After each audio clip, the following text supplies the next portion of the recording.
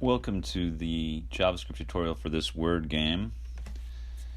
Along with this word game, we've also got Blackjack, which you can see here is just vanilla JavaScript, and we are being able to use Craps as well, another vanilla JavaScript game that's connected to this. They all work responsively, as you can see. They work mobile and desktop, and we also have slots tied in here as well, another JavaScript game. Just for fun, there's something that's all hosted on GitHub and something that's free to host on GitHub because these are all static. There's nothing going on. There's no AJAX calls. This is all just front-end vanilla JavaScript. Here's the one we'll be working on. It's just a word game.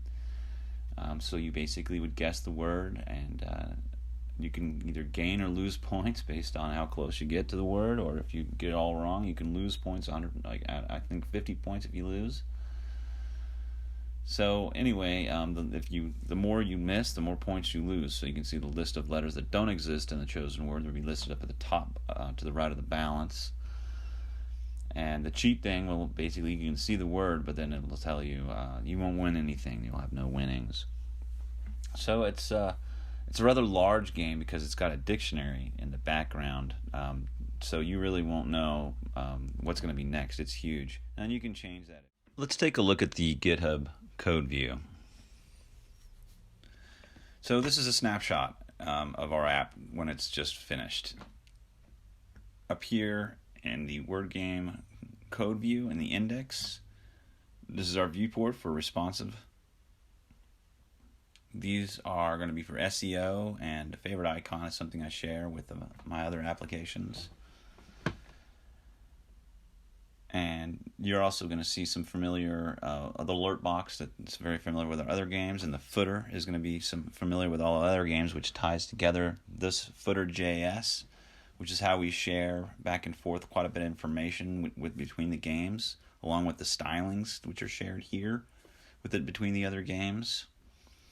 And then we have our Google Analytics. All the games have this tag with this ID so that we can see what the users are up to. Okay, so the styling here, like I said, it's really small. Most of the things we're doing are going to be shared. The data is actually like a dictionary. It's really large. Luckily for us, when variables get loaded initially, they're labeled as undefined. So luckily your phone will be able to load this up, because it just reads it as undefined, then we tell it an index to get to. So this is how our data is designed. So we've got a word, the colon, and then the definition for each one of them. I think there's like 250-something thousand. So here's the documentation section of Wiki. And their Wiki environment is something where you can kind of put together yourself. It uses Markdown, which is a little bit funky, but you get used to it. There's a lot of examples on the web as how to do the Markdown language. So let's get started with a description. We first have all of our global variables defined with the start of our vanilla JavaScript word game application. So I'm just going to go ahead and start my documentation for functionality.js. First things first, and then just say I declare all my global variables. These are things that are going to get reset when the game starts over, or sometimes if something wasn't shared from another game, it has a default. And then from here, let's go ahead and write out all the functions that are on this page. That way we can kind of use it as a certain kind of an outline form. And as you can see, using this markup, we can have some color concepts that will help us determine where each function is stopping and starting in its description. There's a whole bunch of ways to look up the markdown for the global wiki, or this wiki environment. So feel free to look it up.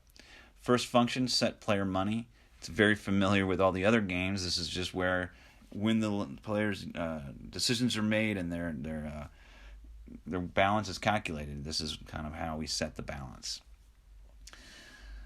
We can pass this balance to another game if someone clicks the bottom, and we'll go get all the scores and where their balance are, and we'll be able to pass that using URL parameters. So we'll be doing a lot of saving of whatever the score is within local storage. So when they select on another game, it goes down and it checks out. Okay, start game. is the function that fires off right when we actually get started with the game. So it fires on load. And let me go ahead and write a little bit more of the descriptions. What we're going to do initially is start game finds a random number, and it goes from 0 between that and 0 and the length of the actual words variable, which is a huge object. And then from there, we're going to go ahead and get that word and definition out of our object. In this one, I actually switched them to like a string as opposed to serializing everything. So I divide this, I got it in as a string, then I split it at the colon, and the first part of the colon is the word, and I strip out the brackets. The second part would be the definition. Just easier for me. Some people would say it's not as easy and to do it a different way. But this is just the way I chose. So I basically need to make a word def array, and word def 0 is the word, and word def 1 is going to be the definition. And then we're going to go ahead and build out this information and make our falsified. It's basically a bunch of squiggly lines. So if you don't know what the words are, it'll have a squiggly line representing which each one is. Now this is the show. Or I'm sorry. Let me see. The HTML includes a cheat button. This toggles the answer and gives the player the definition. The chosen word is displayed if they're each of these represented on user progress. The input for the letter suggestions. Yeah. Okay. Okay, show num is something that gets fired up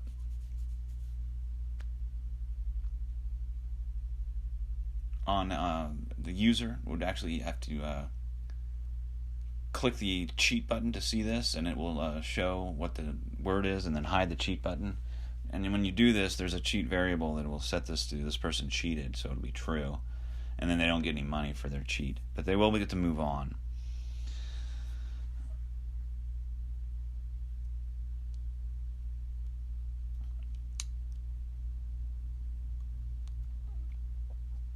Okay, so this comes in handy when someone, let's say, they get fired from their job, or they're not able to come in for some reason.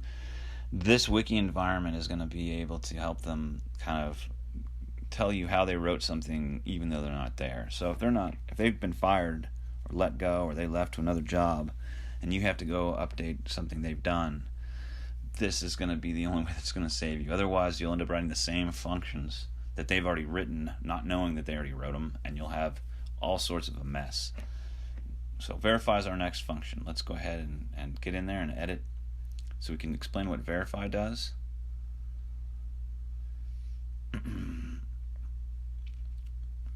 So it says this function is built to determine if the letter in the user guess field resides within the chosen word, and only that one has a limit of 1 letter, so the user won't be able to type in anything else. So if it doesn't, if it matches a letter within the chosen word, then it'll tell you. However, if it doesn't match anything, you're going to end up having to see this get pushed to an array, and it'll also be displayed in the top, so it'll count against you. I have it set to 10 points currently. So every letter you get wrong, you get 10 points deducted from your 100 points. And you can go negative depending on how long the word is. So sometimes it is easier to just hit the cheat button. But when we do this, always make sure that the code represents this, that you need to compare these letters and always do it in lowercase. Because I could do some really... You could have it right, but then it's in capitals, and the letter you're trying to match is not in capitals, so there you go. So always do searches in lowercase to solve that problem. Now, if it's not going to be existing in that, unfortunately, the letter you chose doesn't show up, then we're going to push forth that tilde to represent that you did not get the letter correctly within your HTML string. And it's also going to go in your letters solved as well.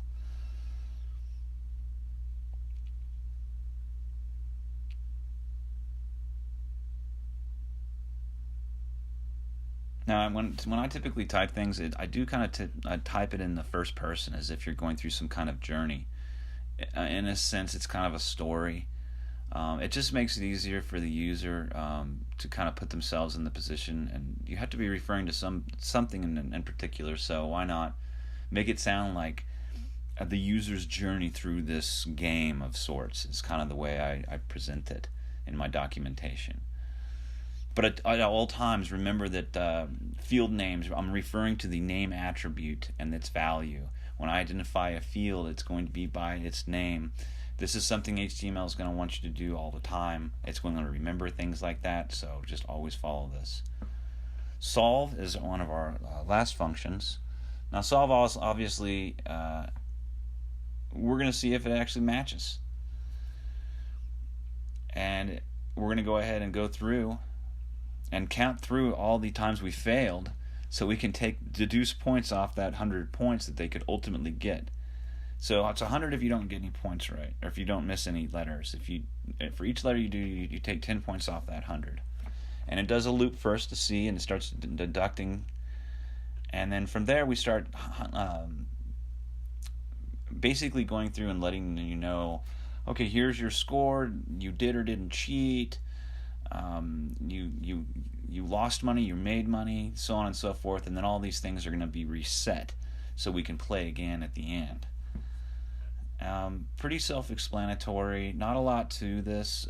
Like I said, I might later on come around and have it to where the user can type in, let's say, their own word game. So like, let's say, for instance, if you're going to be a bartender and you got about 10 drinks you got to memorize, you might be able to type in, okay, here's the drink name, here's the description of the drink, and then you could actually play this game until you memorize what's in the drink. Just an example. Kids could use this as to pick out dinosaurs. So I might actually build onto this so that you can make your own list, because the dictionary is huge and it's pretty difficult actually.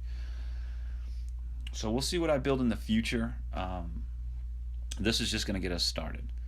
Now here's our game. It's going to go ahead and run through and see what this word is. And I don't think I actually get this right. We'll see. But if you get a whole bunch of them wrong, remember that if you get 10 wrong, you just got 0. You're not going to get any points anyway. So you don't want to go negative. If the word is really long, you're ultimately better off just hitting cheat, and it'll populate your field, and then you can solve it, and then you just won't get any points, and you can move on.